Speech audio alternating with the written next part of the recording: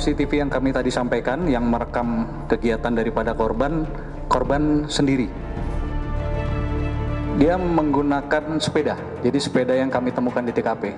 Jadi dia mengayuh sendiri, memang menuju ke TKP itu.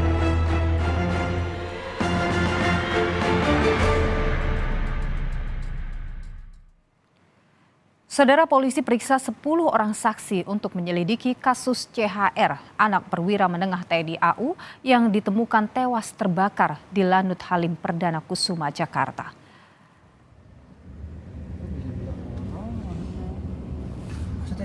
Dari 10 orang saksi yang diperiksa polisi, 2 diantaranya ialah ayah dan ibu korban. Dari kesaksian orang tua diketahui korban sempat bertemu ayahnya sebelum meninggalkan rumah. Selain memeriksa orang tua, polisi juga meminta keterangan guru hingga teman korban untuk mengungkap motif dari kasus kematian anak perwira menengah TNI.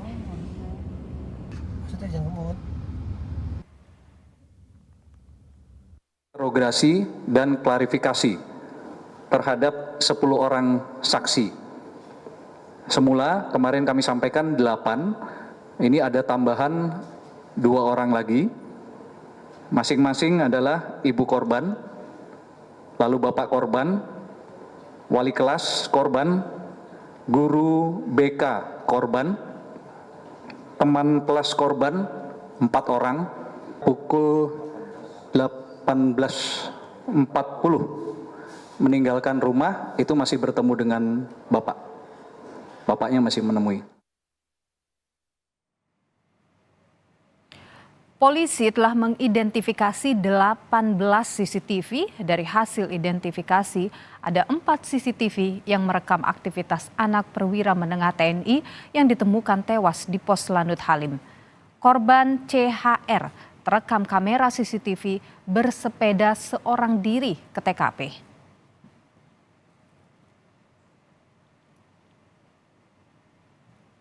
Korban terekam CCTV menggunakan ransel dan bersepeda seorang diri ke TKP. Korban diketahui meninggalkan rumah pada pukul 18.40 dan sempat bertemu dengan ayahnya. Polisi juga menemukan tas dan ransel korban di TKP sebagai barang bukti.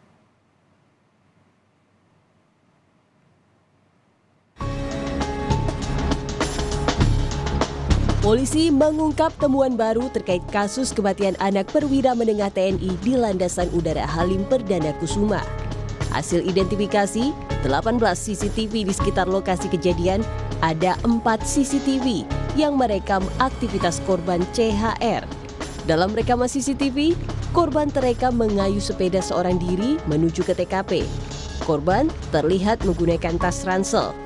Rekaman CCTV ini sama dengan barang bukti yang ditemukan di lokasi berupa sepeda dan ransel milik korban. Juga dari 18 titik yang diidentifikasi, yang kemarin kami sudah sampaikan pada saat doorstop yang lalu, di sekitar TKP, ternyata hasil analisa hanya 4 titik CCTV yang merekam korban. Dia menggunakan sepeda, jadi sepeda yang kami temukan di TKP. Jadi dia mengayuh sendiri, memang menuju ke TKP itu. Sebelumnya, polisi juga menemukan fakta jika korban sempat menulis pesan dalam akun Roblox miliknya. Mengecek akun Roblox korban karena ditemukan status di Roblox korban bertuliskan, tulisannya hi, if you see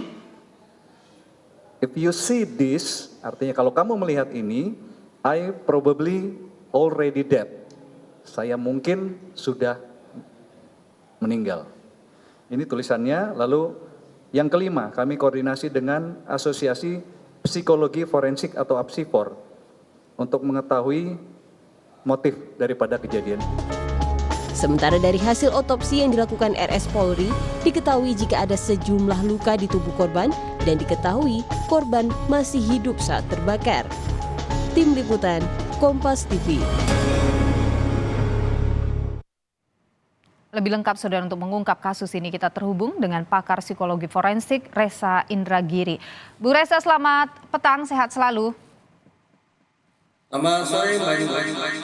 Oke. Bu Reza, jadi kalau dari rekaman CCTV terlihat korban ini seorang diri menuju ke TKP. Analisa Anda, apa yang tergambar dari peristiwa itu? Sebagaimana tempo hari pernah kita diskusikan juga di Kompas TV, menurut saya saat itu ada dua kemungkinan yang bisa dikesampingkan dan ada dua kemungkinan yang patut didalami lebih jauh.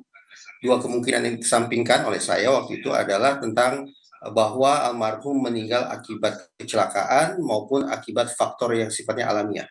Sementara dua kemungkinan yang patut didalami adalah kemungkinan almarhum meninggal akibat bunuh diri ataupun akibat pembunuhan. Nah, kalau dari pemberitaan yang saya simak barusan di Kompas TV, boleh jadi per detik ini kita akan mempersepsikan kemungkinan yang lebih besar adalah almarhum meninggal akibat bunuh diri. Tapi tentu saya yakin pihak penegak hukum masih terus mencari alat-alat bukti untuk memastikan apa sesungguhnya menyebabkan almarhum meninggal dunia sedemikian rupa. Oke. Bunuh diri, kenapa Anda berpikir itu adalah bunuh diri? Melihat dari luka ataupun juga kondisi tubuhnya? Ini tempo hari justru saya sempat berspekulasi bahwa boleh jadi probabilitas atau peluang yang lebih besar adalah kemungkinan akibat pembunuhan. Kenapa? Karena saat itu saya mencoba untuk menelaah dari fakta bahwa almarhum meninggal dalam kondisi tubuhnya yang terbakar hingga 91%. Kondisi tubuh terbakar itu mengingatkan saya pada istilahnya adalah misi kedua kejahatan. Adakah kemungkinan seorang pelaku sudah menghabisi almarhum lalu mencoba untuk menghilangkan jejak dengan cara membakar tubuh almarhum sedemikian rupa? Itu spekulasi terkait dengan pembunuhan. Sementara spekulasi terkait dengan bunuh diri berdasarkan yang simak di pemberitaan Kompas TV barusan adalah karena adanya pesan yang terkesan sebagai merupakan kalimat atau pesan terakhir dari almarhum sebelum mengakhiri hidupnya. Dan juga dari rekaman sekian banyak CCTV yang memperlihatkan almarhum sendirian, berarti tidak ada orang lain, bersepeda menuju TKP. Paling tidak dari dua hal itu yang tadi saya katakan menggiring persepsi saya paling tidak per detik ini untuk menganggap justru boleh jadi merupakan akibat bunuh diri. Nah, spekulasi ini tentu saja bisa berkembang sesuai dengan seberapa banyak kemudian alat bukti yang berhasil dikumpulkan oleh pihak kepolisian. Kalau misalnya adakah kemungkinan misalnya ini bunuh diri, karena kan kalau kita lihat dia mungkin dia datang ke sana sendiri, mungkin bertemu dengan seseorang, dan yang menarik juga CCTV yang mengarah ke TKP itu juga mati begitu, ada 4 begitu. Mungkinkah ada kemungkinan besar juga pembunuhan terjadi di situ? Pembeda antara bunuh diri dengan pembunuhan adalah bisa dipastikan bunuh diri adalah sebuah atau serangkaian perilaku yang mengakibatkan seseorang meninggal dunia sepenuhnya akibat perbuatan dia sendiri. Sementara pembunuhan adalah kematian yang diakibatkan oleh orang lain terhadap seseorang.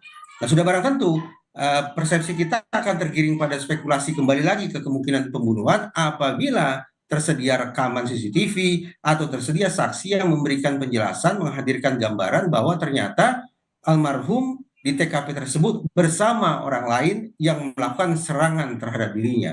Kalau ternyata tidak ditemukan rekaman CCTV ataupun adanya saksi yang memberikan penjelasan atau gambaran tentang keberadaan orang lain tersebut, maka ya boleh jadi meninggalnya almarhum adalah akibat dari perbuatannya sendiri. Oke, sekarang ini Bu Reza, sejumlah saksi sudah diperiksa termasuk juga orang tua dari korban. Kalau Anda menilai arah penyelidikan polisi ini harusnya kemana nih untuk menemukan titik terang dari kasus ini?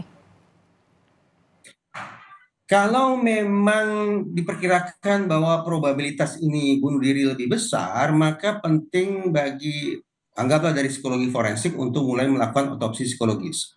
Otopsi psikologis adalah dilakukan lewat dua mekanisme. Pertama dengan pemeriksaan dokumen, misalnya riwayat kesehatan, atau surat-surat yang ditinggalkan, atau barangkali juga ada dokumentasi games yang pernah dilakukan oleh almarhum, yang bisa mengindikasikan bahwa almarhum memang menghabisi dirinya sendiri.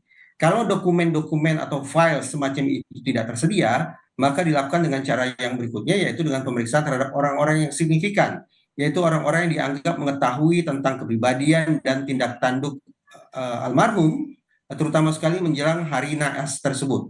Apakah tetangga, ataukah sahabat kiri kanan, ataukah sahabat di sekolah, sahabat pena, teman sepermainan di Roblox, atau siapapun itu, orang tua mungkin yang dianggap sekali lagi mengetahui potret kepribadian dan tindak tanduk almarhum yang bisa membantu memberikan petunjuk bahwa almarhum menghabisi dirinya sendiri.